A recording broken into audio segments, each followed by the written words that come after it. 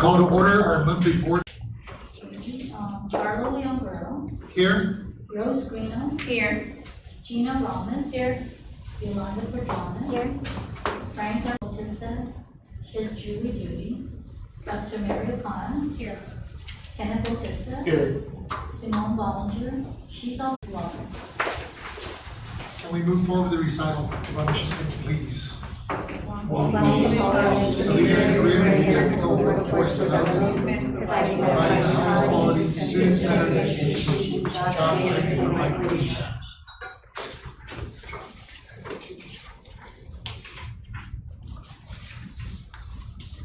Can I get a motion to approve the minutes from the May 24th meeting?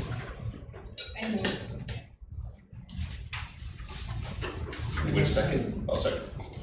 Let's take a few minutes to review.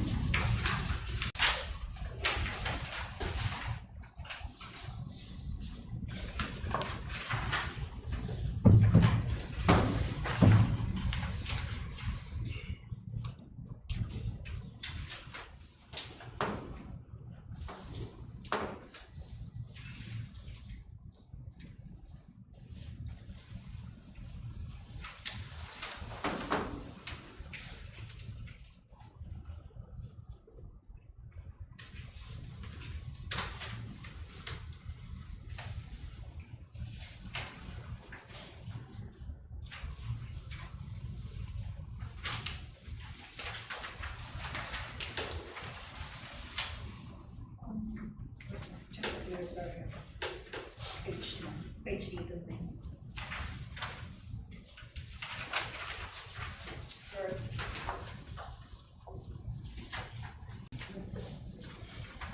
Just one correction to be made. On page 8 of 9, another motion to please correct the typographical error for Chairman Greeno's spelling of her last name. Okay. All right. Otherwise, okay. Got it. Okay. Thank you. All in favor with the change as noted? Aye. Any opposed? Okay. Minutes passed, approved, with change. Communications. There are no communications. Thank you. Public discussion? No requests for public discussion. Moving on to reports. Okay, starting off with the financial status of the college. Year to date, the college has received approximately $16.6 million from the various funds. The general fund at $10 million, round up $700,000. MDF at $5 million. The CIP funds for $116,900. The general fund support for the WICHE administrative component is $64,900, and the MDF from fiscal year 22 of $600 and approximately $95,000. And this equates to 84% based on the allotment schedule that has been presented to BBMR and released by DOA. Again, we continue to receive regular allotment releases from the Department of Administration. In terms of the capital projects that we have on campus, we do have several projects that are coming out. We just opened the bid for the painting of the campus, and so that's currently under evaluation. We also have an evaluation for the cloud-based components that are non-illusion, so not related to the banner system, but all of the cloud-related activities needed for our backup and access to financial information for the college. So that's ongoing. In addition, we have other projects that we're currently working on. There is some small projects that will be funded in fiscal year 25. We may have to accelerate on a few of them, primarily because there are some health and safety issues as it relates to the fire suppression system. So we'll probably work to identify funding currently instead of waiting until fiscal year 25 just to get that thing on up to par. We also have a bid going out for the mass notification system and the fire alarm system, so that we did send it out to bid. The bid came in significantly higher than what we had budgeted, and so we had to there was a component in the scope of work that needed to be resolved, so we had to change the scope associated with that. So that is going out again as well. We still have a few issues and probably more requirements for CCTV systems surrounding the campus, so that we can have, some recordings of the activities that are happening, not just here on campus, but in the surrounding area as well. So we have some cameras that actually face out into other aspects outside of the fence. A couple of things that we've been working on in terms of projects here on campus. So Department of Labor, the update to the WIOA state plan. This is the Guam state plan. Okay. And that completion is required in order for us to obtain our adult education money. So we had to nudge a little bit on that, but that was successfully completed, and we did receive our funding for adult ed with the effective date July 1st. So that's ongoing. We do have 2 applications that were approved to support the adult education program. One is the adult education office here on campus, and then we do also have a conditional approval for Nenehu, who also will provide adult education services to their population and to their service area. So we're just waiting on some updates from them in order to make that final award. We've also had some additional work that we're doing with the University of Guam in terms of cybersecurity. So there's some articulation that we're going with that. And then our high school program and our networking has now been upgraded to information technology. So that has a broader range to include a component of cybersecurity that is needed in many of the industries here on Guam. Staff Senate has new leadership. So Staff Senate, we do have President Adrian Davis that is now assuming the Staff Senate leadership, with Lonnie Sarmiento as the Vice President and Abigail Aguilar as the Secretary Treasurer. We did ask them to take a look at the institutional self-evaluation report that is currently on the agenda for their approval. So they did get a chance to review that and provide some comment and update to Dr. Gina and her team. We released the we issued the posting for the President's List and the Dean's List for spring 2024. And as you know, the academic year resulted in 360 graduates, with about 280 of them participating in the commencement ceremony. Our academic year 24-25 catalog has now been updated. There is a component that was recently added as part of the general education, so we will now be offering music as one of the courses. And so that curriculum was developed, updated, and now part of the general education, not requirements, but options for students to participate. We will be finalizing, we're just waiting on the final signature from WestCare to provide social, emotional, and mental health services. Again, this is an extension of a contract that we currently have, but this now also includes students and employees at the University of Guam, based on the funding that we received. And so we're just waiting for that to be finalized by them. We have 21 students here participating in summer youth employment, and as part of that employment, we did, under human resources, they did provide training, saying new employee orientation, sexual assault, sexual harassment prevention, customer service, team building, and of course work ethic. And so that was all part of their onboarding as summer youth employees here at the college. And then in terms of, we've been writing lots of grants lately, but one that is available for announcement, there's a few that we haven't announced yet, but we did receive the 1.6 million for Youth Build. And this takes students that do not currently have a high school diploma, that allows them to work towards obtaining their high school diploma or GED, but also training in skills, which is construction. So that's this is the third time we've applied, first time we've been funded, first time for the region, and there's going to be, it really helps with our partnership, but also in terms of how we've been able to provide through different types of boot camps. I guess the the palette for individuals wanting to, one, get a job, but also to complete their high school diploma is something that, we are continuing to work for. So we got, $1.6 million for them, for that project over a 3-year period. It's a good point to report during the workforce development meeting. Yeah, so we're working on that. And then summer session is ongoing, and we're continuing to work on registration for the fall. We do have and received a small grant to help accelerate the application for FAFSA. So we received about $58,000 to help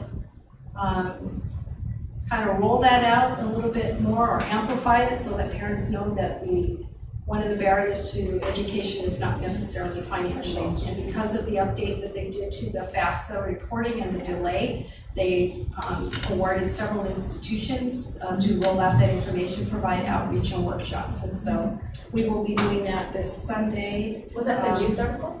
At the mall? Yeah. Yeah, so we'll have an outreach component at the mall on Sunday from 10 to 4, Micronesia Mall. So we'll be talking about the adult education programs, having folks sign up for boot camps, and also giving them opportunities to meet with our group to fill out their FAFSA forms. So that's also been advertised. The SOMS application is better now than Yeah, that's what. I just look into the website, it's so different. Yeah, that's really good. And that's all I have. Thank you. President Okada, I have one question. Regarding the mental health services, I don't know if I was in the meeting, did you go back to that? You mentioned that there's now mental health services available? Yeah, so it's social emotional. So as a result of COVID, there's a lot of students that have had some difficulty. So we received some funding through the governor's office. And so initially we had allocated through our HERF money about almost $100,000, I would say, from our higher education funding to support the social, emotional, mental health services for employees and students. Yeah. And as a result, when that funding was completed, I had a discussion with the lieutenant governors, and they gave us an additional $250,000, but to also include services for the University of Guam. So for their students and for their employees, to supplement what they currently offer, because they have a larger population.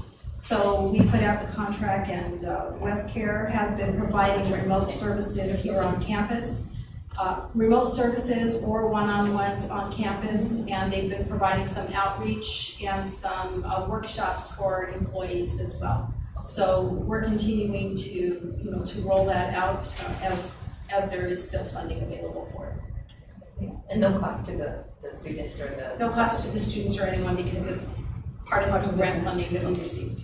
Yeah, and that's really good, because that's one of the area right now that's really big. It's a national movement in ensuring that there is some mental health services that is offered in every institution. And I assume those are therapists that are providing the? Yes. Okay. Yes. And then there's also a focus now for us to provide more suicide prevention workshops for students, but also for employees to be able to identify when there might be a student or an employee who's struggling, because the suicide rates now just continue year on year. So. Guam per capita is still up there higher rates than suicide rate. So we will include suicide prevention as part of college assembly in the fall. Yeah, that'll be one of the components that we continue to focus on. Thank you. Dr. Okada, are the students and or staff taking advantage of these services? Yes. That's part they are? Yes. Students, staff, faculty, and administrators. Does it serve veterans also? It's all students that are here, veteran employees. WestCare itself is dedicated actually initially to vets. Yeah. Yes. There's a security issue to HIPAA and other things, so I'm sure. Yes, and so that's all required, and they have to follow those requirements because they are also certified by the federal government in terms of their accreditation. They have separate accreditation for that. So how does that process work if they're doing it remotely, but they don't necessarily have an office on campus? No, so How do they schedule meetings and? yeah, so there's Sessions. there's an opportunity, so we provide information as to how they can contact them. So some students don't want to be seen here on campus. Yeah. And so, there's an opportunity for them to participate remotely, so we set that component up, between West Care and the student. Yeah. If the student wants to go to their location here on Guam, then they can have access to their office, because they do have offices on Guam. And, otherwise the students are able to meet here on campus as well. It's just because the whole stigma of walking into an office and people seeing you, I think that's why the remote component is also made available. Plus, at the time of COVID, that was the mode that we were able to provide the services when we were remote. So that continues as an option. Great. Any questions, guys? Yeah. Very good. Okay. If there's no more questions, then we'll move on to monthly assembly reports. Ken has the floor since he's the only one. Thank you. So the staff are basically closing up the summer session and also prepping for the fall. Registration is ongoing, and we're also working on the campus. We have we rolled out a new portal system. It's called Experience, and it's different from the way we had our old portal. Actually, our portal life was out of life already, and so we had to move into a new portal system. So we actually implemented that, and it's pretty much an ongoing thing. We're still trying to fix whatever we need or add what we need to do, but for the most cases, for like students that need to register and stuff like that, that's all ready for employees to check their statuses or their balances or whatnot. Those are all those are all in there. There's just a few minor things that we're working on that needs to be fixed. So that's already been, it's ongoing. We're gonna start producing like some tutorials and stuff to send out to the students or to have the students so that they can get a feel of how this practice. Yeah. And then also they're gonna have this new student orientation as well, so we can probably start working with COTSA to add it to the regular students and then to the other students, the current students. We are also going to be rolling out what we call MFA, multi-factor authentication. Is required by law since we get federal funding, usually financial aid stuff. So we're working on that now. That hopefully that'll be done by the end of this month. We're having discussions. We're making this the main staff try it out so they can be able to get in and see how it is to get in. Then also be able to make some procedures and to give out to the students as well as the company that we're working with is going to give us a tutorial video on how to do the MFA process. And there's still a few things we need to work out, but it's supposed to, I believe we're looking at going live or implementing it around July 27th, the weekend, so that we'll have it in there and we'll have time to give it to the students before they start coming on campus. But some of the students are already going to be activated, so they're going to probably be calling in or in contact to give them, explain to them over the phone or via email or whatever documents we have, so they can get in and still register or still be able to go in and see what they need to see on the portal system. Is the MFA that difficult, or is it? It's more than just a password now, right? Yeah. So so you log in with your user and password, and then initially it'll take you to a page where they'll allow you to set up the multi-factor. Okay. You get to choose, like there will be questions. There'll be the authenticator. You can have it sent to an email. So that's the piece that they just take you working. Okay. Yeah, and then once that's all done, then when they get in, when the work on the requirements as to how often we have to do that, then that will be it. That's going to be all discussed. I sort of, the group is discussing on the Anna Core group. This is actually discussing that right now and seeing how we're going to implement it. And of course, later on in the line, if we get feedback from students and say it's too short or what, and we can always make those changes to the parameters. So As it's long not, as as long as it's not too difficult. Just Yes. People like me always. it's not tied solely to the phone, to their cell phone? No, it can be tied to the phone to get an SMS. Yes. You can have Get an your, email. the authenticator, which is normally on the phone. So there's multiple options. Yeah, and then there's like questions you can answer or email. You can send it to your private, your personal email, just to get the code so you can put it in there. Okay. That's when you good. first log in. Yeah. Yeah. As long as it's not too hard.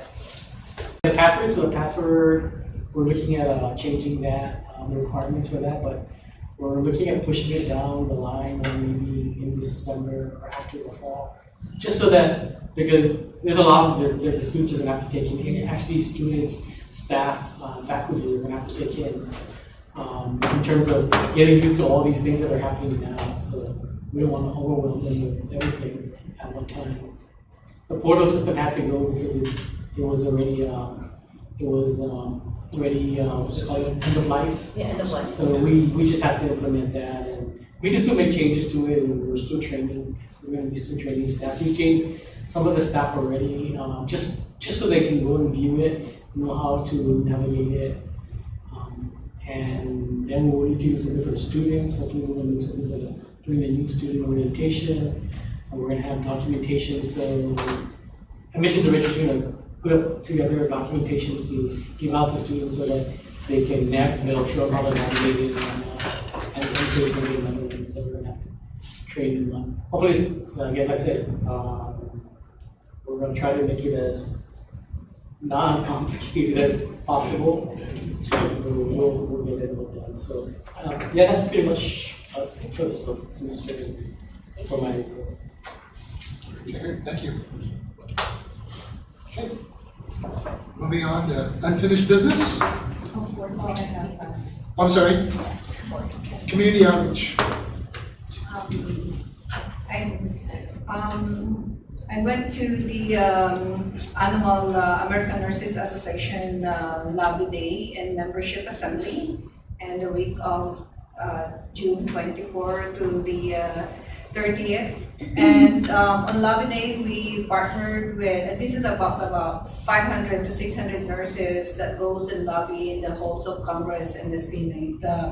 This year, we are paired with the Hawaii Nurses Association. And one of the things that we have about 4 bills that we lobby in the Congress and also in the Senate. And one of the bills that's really interested in there is we're having a Nurse Faculty Shortage Reduction Act. It's an HR 7. I can share the and then it's really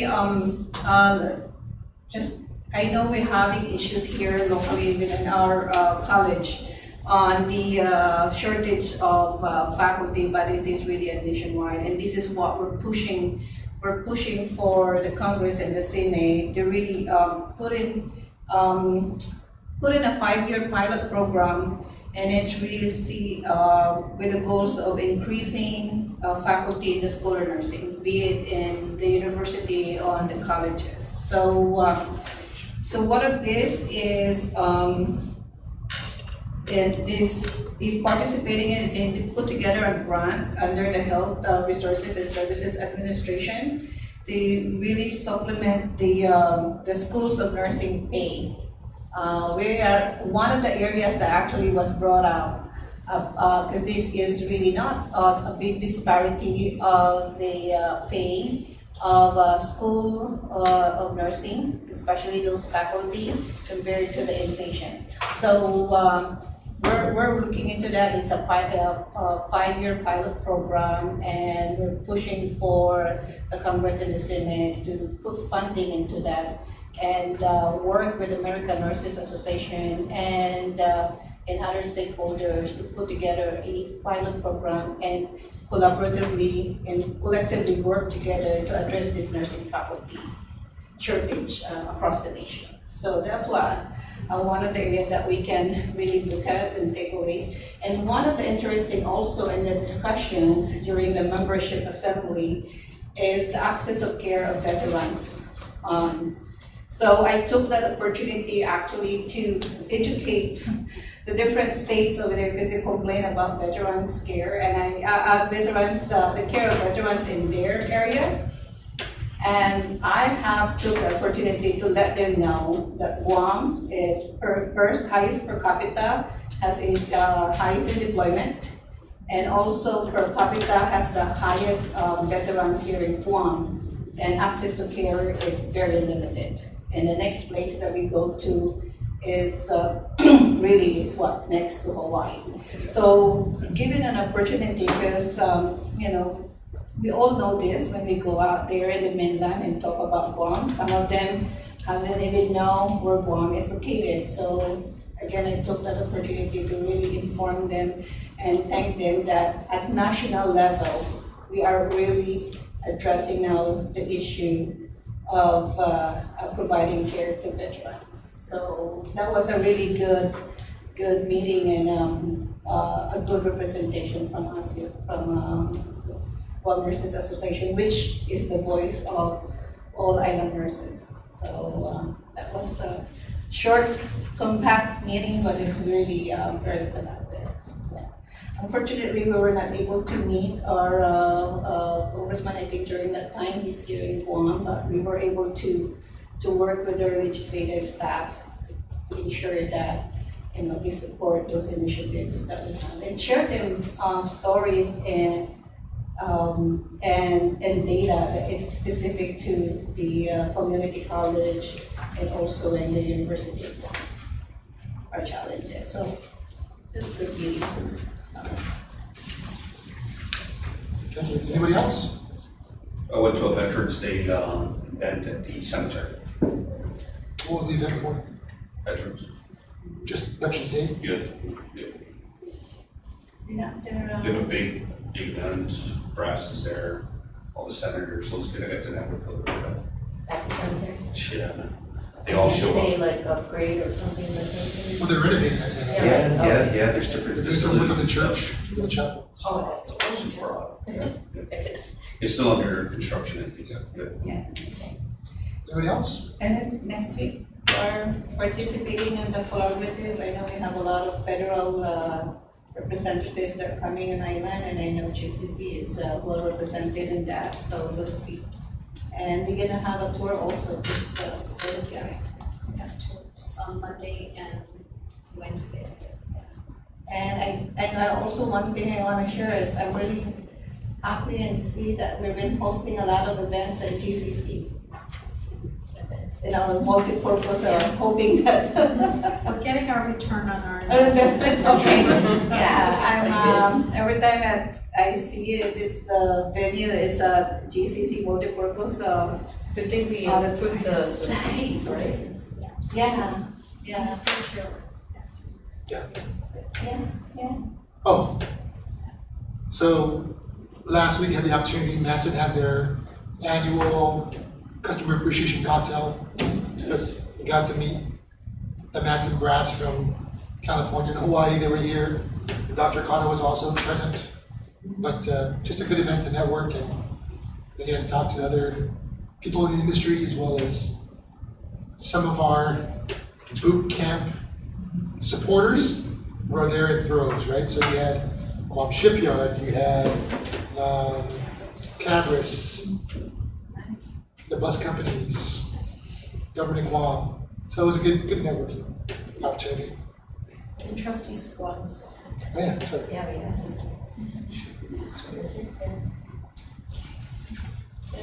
Anything else? Okay, moving on to unfinished business.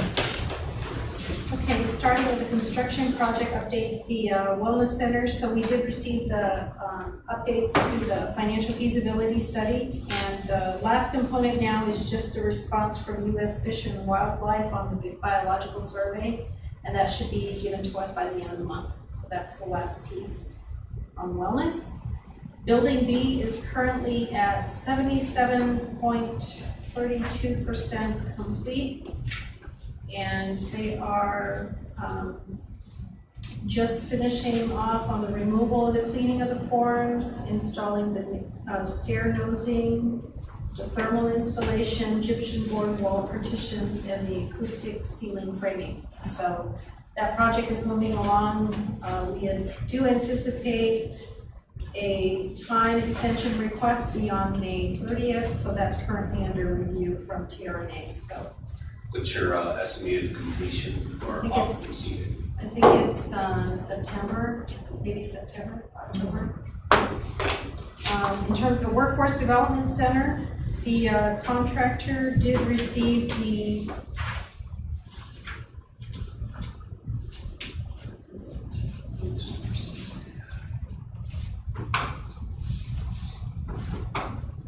so the contractor is still in the permitting process from the fire department and GPA, and they're currently continuing to work on the demolition of the walls. Culinary arts, so we reset the percentage for culinary arts. Last report I made was at 52.17, and it's now down to 44.56. That's because now we've issued the change order for the roof. And the building permit for the roof was received on June 28th. And they're currently working on the installation of the rebars and wrapping up the ducts with installations and installation of the panel boards. So culinary arts is also moving along. Building 2000 emergency generator is at 98% complete. The last piece we need is the manual transfer switch, which will be here at the end of July. And we issued a couple of change orders on that one because of the cable for telecom and the fiber optics. But we were able to draw down all the federal funds associated with that project. So the remaining 2% is on the local side. So that is where building 2000 Big is. question, she had a question on the So we're transfer using switch. manual transfer switch, or actually you usually do ATS, automatic transfer switch to make sure that usually we check. I'll have to check, but Yeah. it might have a ATS Yeah. and I think. Because at night when the power, changes. Yeah, but we don't need the generator on it at night, Yeah. so I'll have to see what they included and why we have an ATS, MTS versus an ATS. Yes, yeah. Okay, I was wondering. For systems. Huh? We still need the power on for systems. Yeah, the IT. The 3000 is the admin building, Yeah. and mostly everybody is out by 5, or at least between 5 and 6, unless there's someone that has to stay. So I think it's easier to just do the manual switch and instead of doing Instead of having the generator run at night, Yeah. that might be. Then where's the switch going to be on?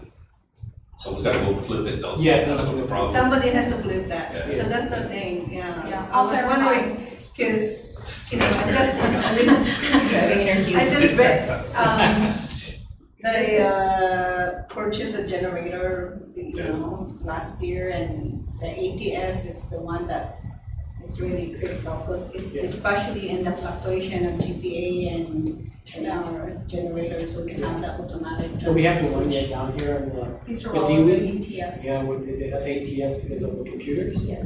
So it just switches off right away. It doesn't Yeah. doesn't stop the classes or anything. So that one has an ATS.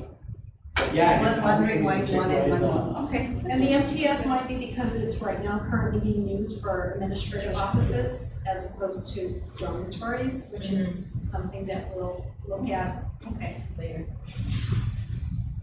So, and so we may, but I will take a look to see why we have an MTS and if there's an opportunity to at some point convert to an ATS. I don't know. I just wondered. Good question. Okay, Moving on to accreditation updates. okay, so, the update I have is that the institutional self-evaluation report is finalized and it's next on your agenda for approval.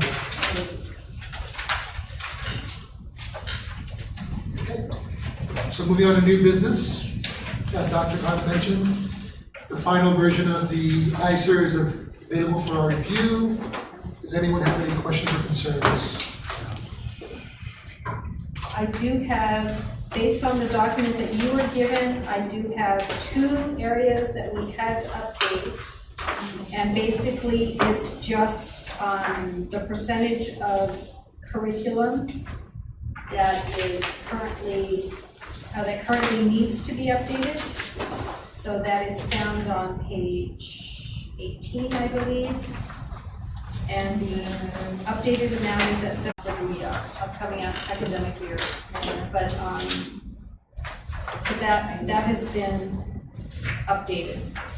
And then the only other piece that was updated is, because there's so many moving parts, we're updating the catalog, we're updating the ICER, and so there were some page numbers that needed to be updated on the back end of the ICER. It's not the meat and potatoes, if you would, of the ICER, it's the attachments. We had to update some of the page numbers because when we finished, yeah, so The documentations here in the back. yes, so we just had to supporting update. documents, yeah. Okay. Was any of that part of the staff senate recommendations? Or was that previously? No, so that was already done. Staff Senate, yeah, Staff Senate, one area that the Staff Senate did identify had to do with the mobile app. And so instead of updating it here in the ICER, because the mobile app is working for those that have it, but not available for download for those that don't. And so that's as a result of the upgrade that we did to, I think, Experience. And so now they're doing the, they're going to be updating that based on Apple and, was it Android? Android. So they're gonna update that so that the GCC app can be downloaded again. But we didn't want to remove it from here because the report is a moving target, right? Yep. So it's available for students. Right now, it's not available to all students, but it's still available. So we wanted to keep it in there as a component. And will be available. And it will be available, I think, in the next, in the next month or two, so. So, yeah, so the Experience, the new portal, it actually, not like the other portal, if you go into the new portal, it actually, and you go and stay with a phone, you would actually adapt to the phone. The app, which they do have a mobile app, we have the Apple iOS running already, so they can actually download. We're already working with Google, just that we had to update, or we had to create a new account for the Google in order for us to put it out. That should go up soon, and but it just makes it, you can download the app, it just makes it faster to get into, but the system itself, the portal itself will adapt to whatever device you open up in, compared to the old portal system where it's really meant for the desktop, and when you get it, so when you get it on a phone, you have to keep going scrolling up and down. So that's kind of like the thing of the past, and so now it actually adjusts to the devices that you I have. think it's called responsive web design, so that it changes according to whatever device. Right. That's awesome.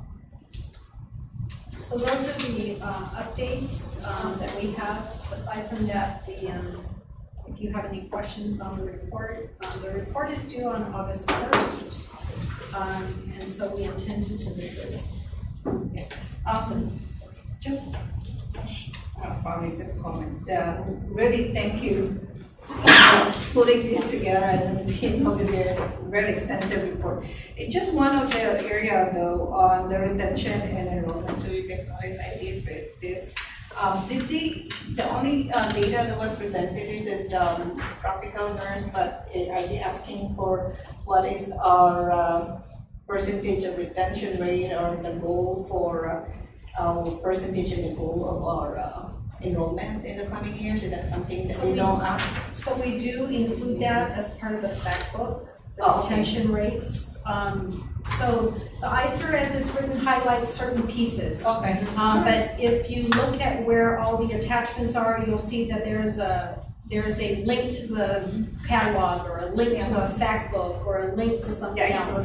Otherwise, so if you remember in years past, those of you that have been here, it was a couple hundred pages long. And so now all of that is contained in the appendices and in the links for those components. But what we tried to do, Dr. Gina and her team, Dr. Gina is the ALO, Dean Pilar is the assistant ALO in the group, and the different standard groups. They tried to highlight some examples, and so we're using the new standards, the new accreditation standards, and it really is about student success. So throughout the document, you'll see where we start to highlight what we've done, what surveys we've done, and what changes we made as a result of those assessments or evaluations. And so that's the highlight of, and we just give examples as the team comes to the campus. They'll be engaged in more discussion with faculty, staff, administrators, and students. But this just kind of gives you a synopsis of what we do and based on the processes that we have in place. My question. Is this going to be sent to them hard copy, or are they going to be able to access it on the website? So we send it to them electronically. Electronic. Okay, so the links will be live and they can.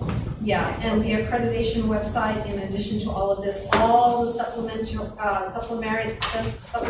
information is available on the accreditation website as well. Yeah, that's different. And I think somebody went through and actually tested all the links to make sure that they're live. So that people, and anywhere you see, like for example, the union agreement, it's a link, it's a click, and they can take a look at that. The student handbook, the syllabus, and the checklist, I mean, all of that is available as a link. Instead of incorporating all the details of it in this document, it just allows us to shrink it down significantly. Used to have. No, again, thank you so much as a board. Reading through this it's really give us a lot of information and what does the college does, and really all the success and the highlights and the areas that we're working through. It's really a valuable information, and really appreciate it. Thank you for giving it to us at the end of time. We gotta be able to read through this, and really, I know there's a lot of work and a lot of team that come together and put this, and I really wanted to share much appreciation and all the diligent work on this is really great. Thank you. President O'Connor, what is the accreditation? Put a picture of March 2025, What's the ALO stand for? accreditation liaison officer. What's an SLO? I mean, because Student they're gonna Learning ask Outcome. Are we gonna get questions during the visit? So, We didn't have a board. Got a new trustee, right? there's usually, You guys will be better than us. there's usually a conversation with the trustees and the different leadership governance groups associated with the documentation. But the visit is actually scheduled the week of March 3rd, 2025. That's what we have blocked off for now. March 3rd. March 3rd through March 7th. That's what we have blocked off. And it won't be a full team, I don't think, of 12 people or 15 people that institutions normally get. What they'll do is they'll receive the report, they'll review everything, the team will meet, they'll submit to us what they call core inquiries, in other words, validation that, or more information that they want to support a particular standard, and that will be the focus of the site visit. So it's kind of like a preliminary review with some areas that they want to take a deeper dive into, and that's what we provide before they actually get on campus. And so the team is actually much smaller, which, and most of the work is done remotely from the team. They don't bring the whole team together. They do it virtually, they have discussions. So they try to incorporate to save the institutions money. Yes. So if I can get a motion to accept the iShirt as presented? I move. Second? Okay, all in favor? Aye. All opposed? Ayes have it. iShirt is approved. Good job. Moving on to the next area of business. Chief Information Technology Officer, job description. Yeah, so we are presenting the Chief Information Technology Officer position to the board. We have been trying to recruit for this position. As you know, there is a lot of competition in terms of jobs that are available to support this. What we did here was expand the minimum experience and training. Everything else remains the same, except expanding the minimum experience and training so that we have, we can cast a wider net for individuals who may have the professional certification and an associate's degree, but not necessarily a bachelor's degree. And those of you that know IT can included information technology certification and industry certification. Sometimes you can have all of those and no degree, but still be a really good and effective Chief Information Technology Officer. So this is presented to expand our pool and eventually put this out again. We've had an offer that was declined, and then we exhausted the list of applicants that we had, which was not even 5. And so we're hoping that with this authorization that we'll be able to find a viable candidate. Have we ever had a CIT with an associate's degree? And why would we? Well, as faculty, the minimum, the degrees we offer is an associate's degree. So we request for individuals that are teaching for the college to at least get to an associate's degree level. So that's why we've not had, I would say in the last several or many years that I've been here, not had somebody without or at an associate's degree level. But given this position, if we bring somebody, we can probably get them there to hire them an associate's degree. It's just right now it's really slim picking. So we're not seeing success in terms of applicants. We think the pay is reasonable. It's just there's so many other jobs that are offering significantly higher. But even in the job market, a lot of industries are not requiring even an associate's degree. They're looking more for the certifications. Yes. And so we just wanted to compile. So when HR put this together, we did require with the associate's degree at least professional certification, so that there's at least demonstration that they've had some educational component. In years past, we've been lucky to have individuals with, I think when I first came on, we had somebody actually with a bachelor's degree, then we eventually got a grant that got him to the master's degree level. So that was a grant that we were able to obtain through another organization that actually put folks through a master's program. But right now, the applications that we have, there's just, nobody's applying. And so the good thing when you look at the change in the description, even though you reduce the certification level from bachelor's to associates, the supervisory years of experience goes up to compensate for that degree level. I just don't think that you'll have someone with an associate's degree in a supervisory capacity. It's not usually the flip, you know what I mean? And I'm just curious whether or not we wanted to define what kind of professional certification would be consistent or necessary to do this particular job. Professional certification in information technology or computer science. So it's directly in the field. Yeah.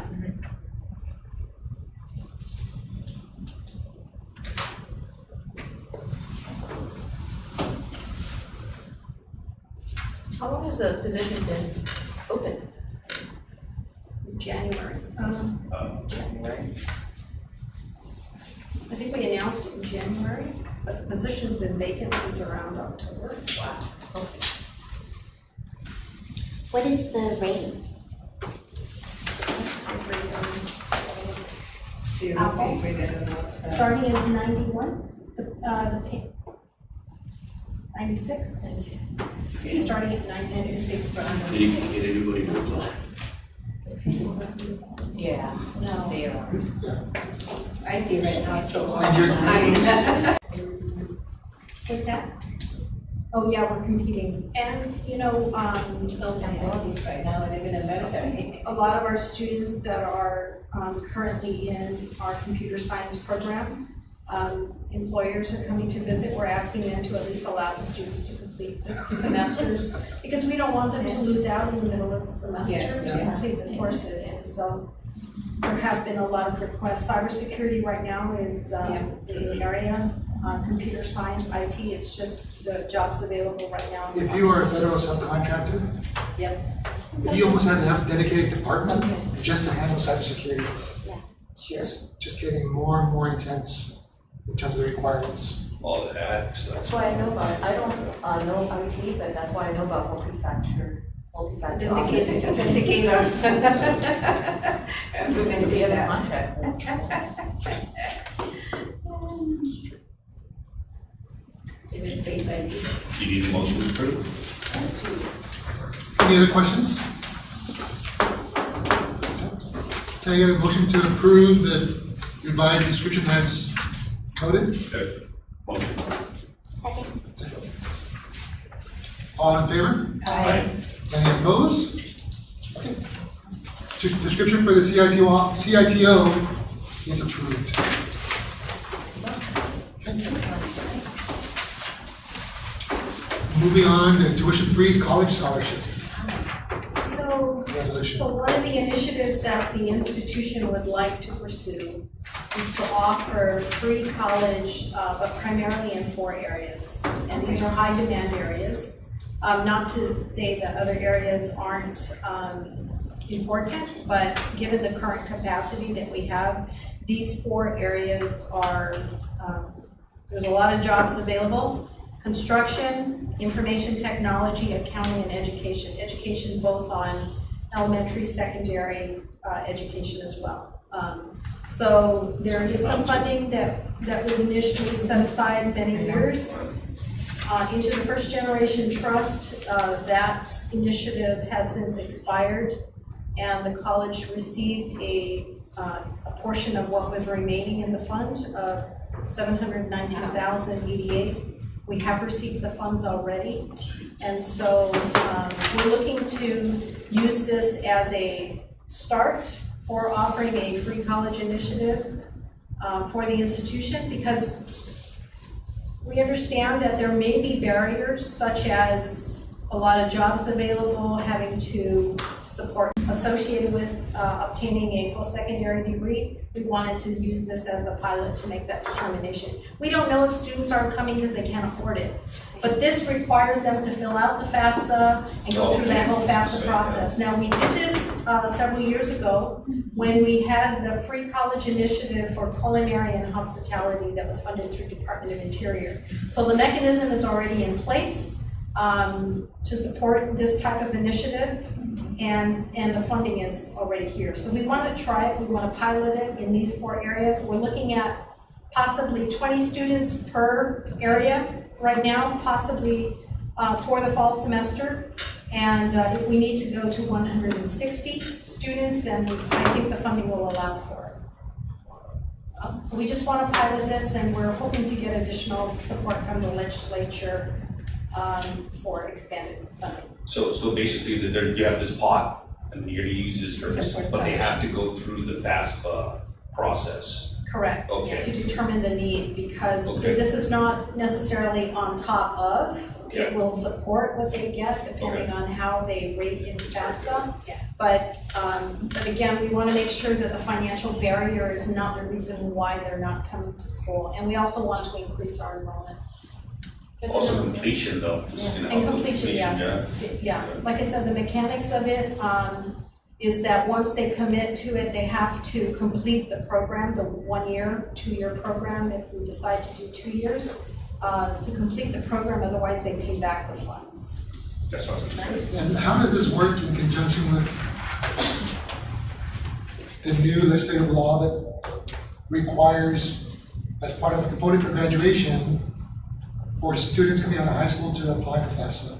Correct. So is that gonna, that's gonna drastically impact availability, right, in terms of, So not necessarily, because this is actually, so the FAFSA requirement is for them to fill out the financial aid form before they graduate from high school.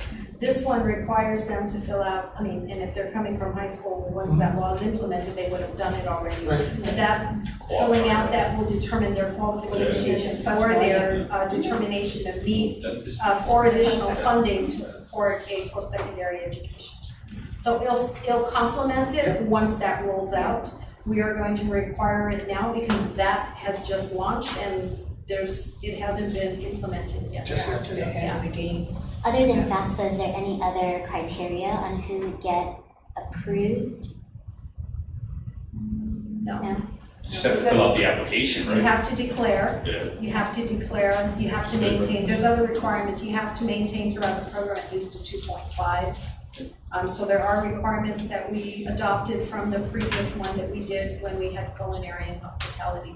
So we're using those same guidelines, the forms have already been updated and we're ready to roll with it and to your approval. I'm excited. President Alcala, if we have currently 719,000, so this program will be offered until we use up all of 719,000? Are we gonna be able to keep asking, applying to the same? So the request right now, what we're anticipating is to roll it out as a pilot is 20 for each of the areas. We need to go to one, so that's 80. Yeah. So 160, we should be able to fund the 160. We are looking for additional funding support to increase that, to expand it. Right now, one of the reasons why we did not include nursing is because we just don't have the capacity. We have a waiting list. And so even though it's a high demand area, and the demand areas may shift, depending, we know that hospitality and culinary is the demand area right now, but because these other areas, we want to focus to increase our enrollment, so. that's huge. You look at the 720,000, Yeah. possibly to be distributed between 160 students, that's $4,500 per student per year. Correct, and if they have FAFSA, the cost of education, FAFSA, if they fill out the FAFSA, they get about $6,700. And so Thank you this for may that. this may just supplement their cost of education as opposed to using all of the 700,000 for their tuition if they're already receiving FAFSA, Pell. Yeah. So it'll go beyond just the. We're looking to just the supplement what they pilot. would receive as opposed to using these funds and then leaving out the Pell. I'm looking up to the nursing Just right for now, because there is a move for a really big move for a loan forgiveness Oh, yes. for the loan. So they can have a loan and they can be, have that forgiveness program. More professionals here. So like, Any other questions? that was exciting. That's great. Thank you. Stand up. Can I get a motion to approve the resolution? That motion. Second. Okay, all in favor of resolution 6-2024? Right. All opposed? Motion passes. Okay, moving on to the President's travel request. And the last one is, as a result of the Youth Build grant, there is a requirement to attend a grantee orientation. So we have someone from fiscal, myself as state director for adult ed, and Denise Mendiola, she's the project manager for the Youth Build grant. So that's happening at the end of the month in Washington DC. And then the second one is in preparation for the Pacific Region Investment Conference in Manila for November. There are early bird registrations, and so that's why I seek your approval. There is also, I'll talk about that later. Okay. Motion to approve the President's schedule. Can I get a second? All in favor? Aye. All opposed? Travel schedule approved. So in conjunction to the Pacific Region Investment Conference, there is a August 13 training. That information has been sent to the board. If you are intending to attend the conference in Manila, this might be a preliminary fiduciary conference, August 13th, that will be held here on Guam. We just. Just let Bertha know. Bertha had, Okay. sent out an email, actually. Right. Oh, yeah. I have to look for it. It's good stuff, yeah. Yeah. Okay, well, yeah. Yeah. Okay. If that's all we have, can I get a motion to move into executive session, please? Motion. Second. All in favor? Aye. All opposed? Okay, Thank you, we need an everybody. executive session. Yes.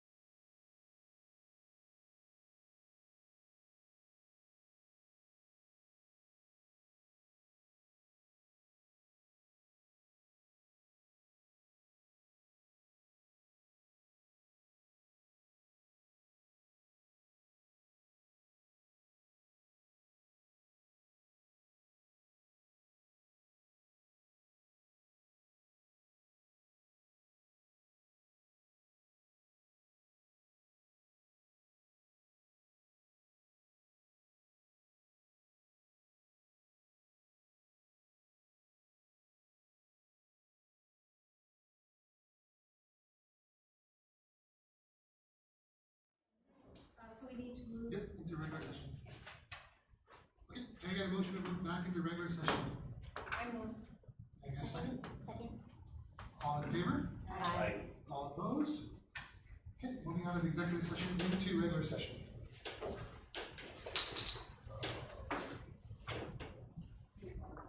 Motion to approve. Any other comments? Oh, yeah, anyway. Can I get a motion to approve the president's report? Motion. All in favor? Aye. All opposed? President's report approved. Anything else before we adjourn? I just want to comment, just very impressed with the ICER document. Yeah, just like the Good job. LTLOs know that and their team, that we appreciate their effort. Yeah.